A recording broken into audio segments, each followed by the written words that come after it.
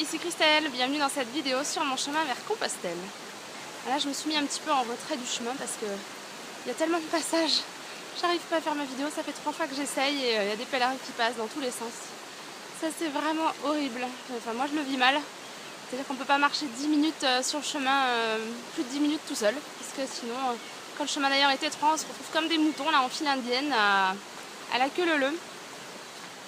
Et je ne vais pas beaucoup mieux qu'hier.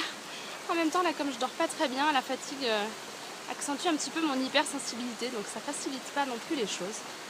Mais là, ce matin, hier, ça allait un petit peu mieux l'après-midi parce que j'ai retrouvé un pèlerin français avec lequel j'ai marché plusieurs jours, donc j'étais contente de le revoir. Et puis il y avait plusieurs Français dans l'albergue l'après-midi, donc c'était sympa d'échanger. Puis pas mal d'étrangers, et quelques-uns qui étaient assez ouverts avec qui j'ai pu discuter. Des gens qui viennent de Nouvelle-Zélande, du Brésil, enfin c'est un truc de fou. Et puis ce matin, coup de mou parce que à 6h c'était l'hystérie. Mais quand je vous dis l'hystérie, je suis vraiment pas loin de la réalité. Espèce de petit arbre. La vidéo. C'était l'hystérie à 6h du matin, c'est-à-dire que les gens se lèvent et moi je comprends qu'il y en a qui veulent partir tôt, mais ce qui me paraîtrait être le minimum, c'est que les gens essayent d'être discrets. Là, ils essayent pas d'être discrets, ils en ont rien à faire. À 6h, ils ont décidé de se lever en fanfare, ils foutent un boxon pas possible. Rien à faire qu'il y ait des gens qui sont en train de dormir, mais vraiment rien à faire. Et ça, c'est ce qui est le plus dur pour moi, parce que moi, je fais ce chemin pour sortir des conditionnements. C'est ce que disait Ruffin là, dans son interview. Il est passé au 20h il n'y a pas longtemps. On vient chercher quelque chose de différent des conditionnements de la société. Et là, les gens, ils sont tous avec leurs conditionnements. Moi, tout ce que je vois ici, c'est de la performance. On se lève et vite. Mais les gens sont vraiment hystériques. C'est-à-dire qu'ils sont là, agités dans tous les sens, à se bousculer pour faire leur sac, être parti le plus vite possible. Faut que je sois parti premier, faut que je sois parti premier. C'est hallucinant, quoi. Et c'est vraiment hyper individualiste. Il n'y a pas du tout de valeur, de partage, d'échange, de respect. Dans les dortoirs hier, j'ai voulu faire une sieste. Les gens, c'est écrit partout, silence, merci de respecter le repos. Rien à faire, les gens ils parlent très fort, ils font absolument pas attention s'il y a d'autres personnes qui se reposent.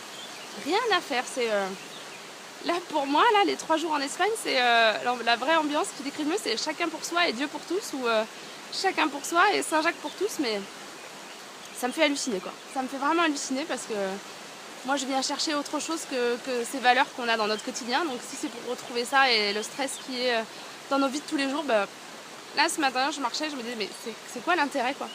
À quoi ça sert que je sois ici si c'est pour vivre exactement la même chose que ce que je vis dans la ville où j'habite, quoi. Donc du coup ça me perturbe un peu. Alors j'essaye d'accueillir et de me dire peut-être c'est ça le défi, d'arriver à trouver suffisamment profondément en moi le silence intérieur et la zone de paix qui fait que quoi qu'il arrive et quelle que soit l'agitation autour de moi, je sois en paix. Je ne sais pas si c'est ça le défi. Mais là, moi je passe pas 5 semaines dans cette ambiance-là, quoi. C'est juste pas possible. C'est la course à la performance, le matérialisme. Hein, pour les Espagnols, on est, en tout cas plusieurs que j'ai rencontrés jusqu'à aujourd'hui, on est vraiment des portefeuilles sur pattes. La première nuit, il fallait payer le lit. Si je voulais utiliser la cuisine, rien que pour me faire chauffer un thé, c'était 5 €. La dame, je sais plus ce que je lui ai demandé d'autre, c'était 3 €. Donc c'est ça, il faut sortir sa carte bleue, son porte-monnaie. On est vraiment dans une attraction touristique, quoi. Moi je me sens là comme si j'étais à Disneyland. Les gens ils sont en train de faire la queue, il faut qu'ils arrivent les premiers pour faire la queue pour la prochaine attraction. Et ça se bouscule et c'est juste chacun est là pour soi. Et voilà, c'est pas ça en tout cas que moi je venais chercher sur le chemin, c'est pas ce que je croyais y trouver. Et je suis assez déçue jusqu'à maintenant. Et voilà, j'accueille pour voir si ça va changer, mais c'est pas gagné. Bon, mais en tout cas, je vous tiens au courant. Là, vous voyez, je me suis mis au bord d'un cours d'eau pour essayer de récupérer un peu d'énergie. Parce que c'est ça, ce qui est difficile, c'est de s'extraire.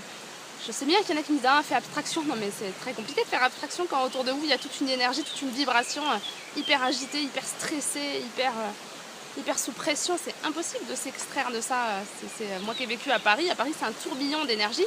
C'est impossible de vous en extraire. Il faut faire avec, il faut être dans le tourbillon, sinon on est mal. Donc, sinon il faut en partir. Donc là c'est pareil, quoi. Le matin, tous ces gens complètement hystériques, mais moi je suis même pas encore sortie de mon lit, c'est l'hystérie, je n'arrive pas à faire abstraction parce que ça m'agresse, quoi. Voilà pour les petites news. Eh bien, merci d'avoir regardé cette vidéo et à bientôt.